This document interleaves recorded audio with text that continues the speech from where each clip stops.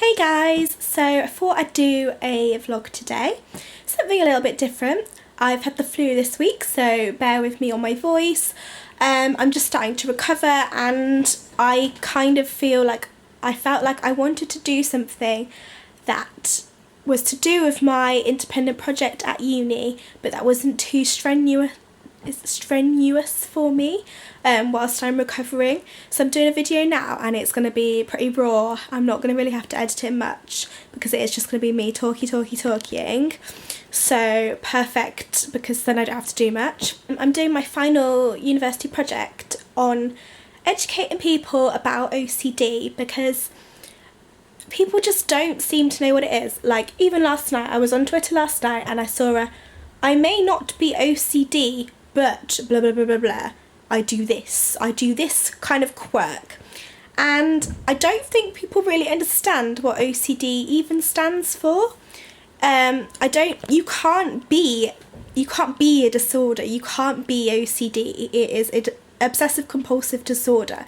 You cannot be that. So yes, it annoys me seeing it on Twitter, it really does. It winds my buttons, it does. But yeah, so I'm going to begin doing kind of a blog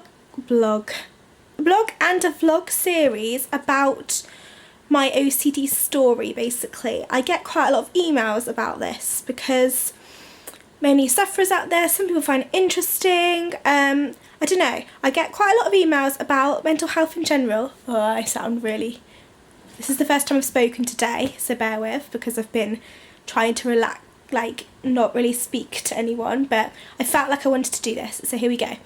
I get quite a lot of emails regarding mental health because I feature it a lot on my blog, and quite often people ask, the main question is how did I suddenly become OCD?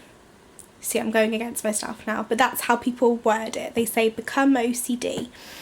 And if I'm honest, I think that if if you have OCD, if you suffer from the disorder, you've always had it inside you. It just depends when it's going to come out in your life.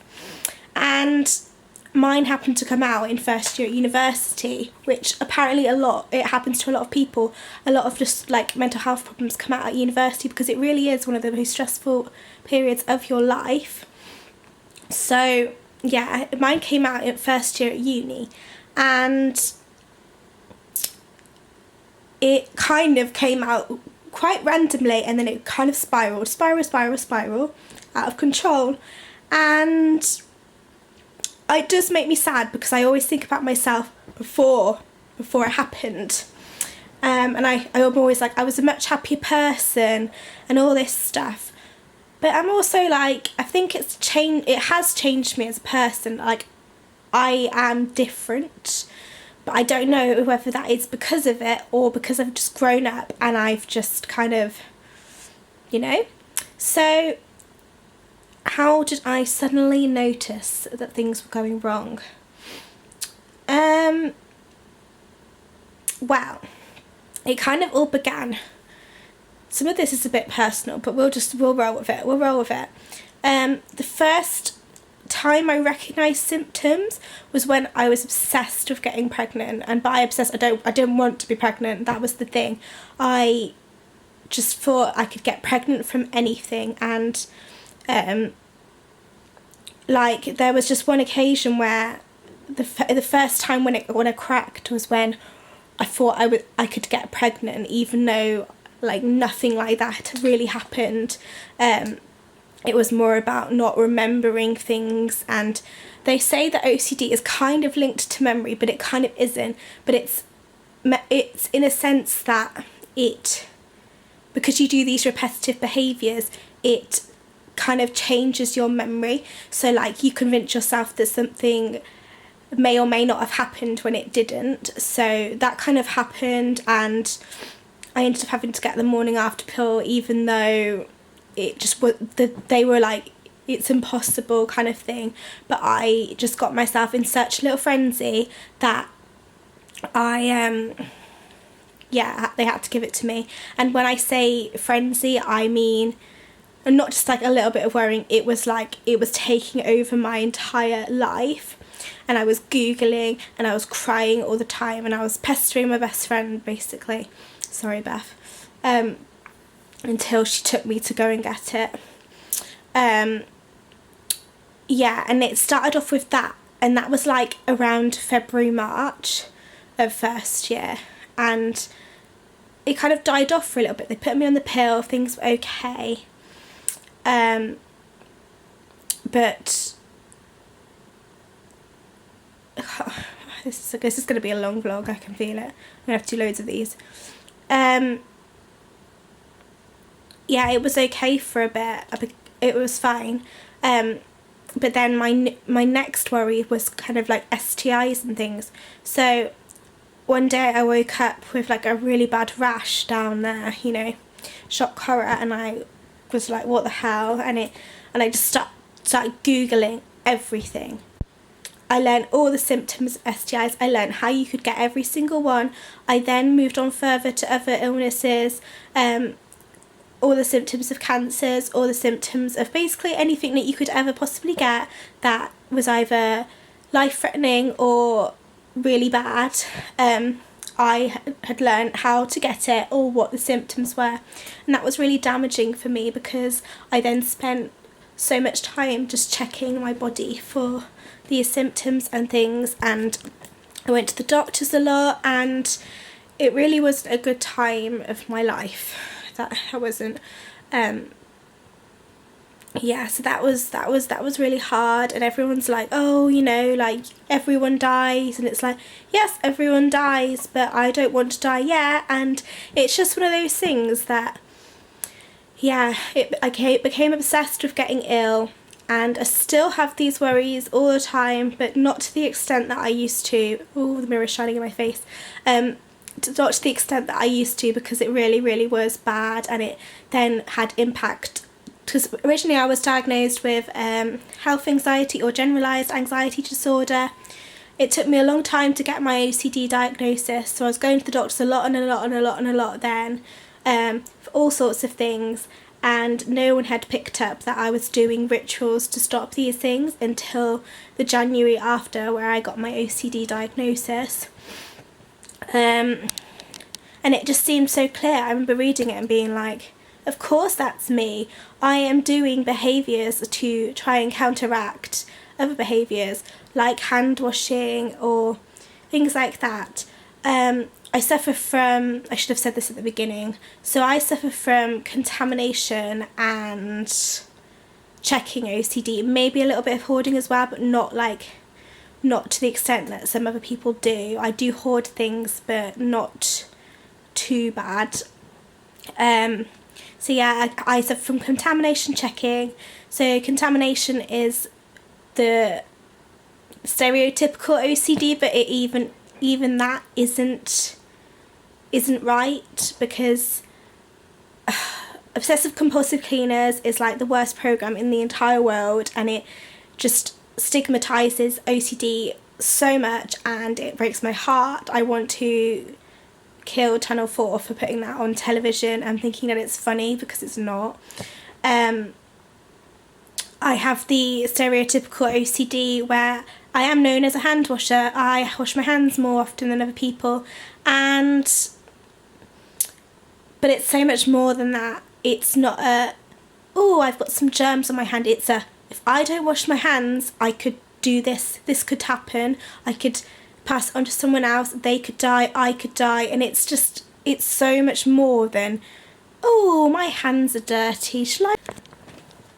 My memory card ran out of space. I really need to invest in a new one, because this is becoming such an annoying problem these days. I just haven't wiped it in a while, and yeah. Can't really remember where I was at with the rant that I've been having about my OCD story, and there's so much I want to say, and I don't want to miss out important things, because obviously it's been 3-ish plus years of my life, so there is quite a lot to talk about, and I've gone through so many different experiences whilst suffering from it. Like, I've kind of gone through all of the different strands that you could get of OCD. So just then I was touching up on contamination, which is more than just washing your hands. There's so much more to it, and I will delve into that further into this kind of vlog series. And then there's checking OCD, which is kind of just checking things. So checking that you've locked the door, checking you've turned the straighteners off, checking you've done things that could cause harm, such as burglaries, can't say that word, or like fire and things like that. Like you're on your lookout for dangers, potential dangers. That's what it is. After researching it for this project, I found that one, it's not really a mental health condition, it is actually a biological disorder, because the basal ganglia, which is a part of your brain, getting scientific here, has actually been damaged. So it is a physical biological disorder, so it's not something to laugh at all, like people do on Twitter with all their gifs and all their stuff that I'm not even going to get into because it makes me angry.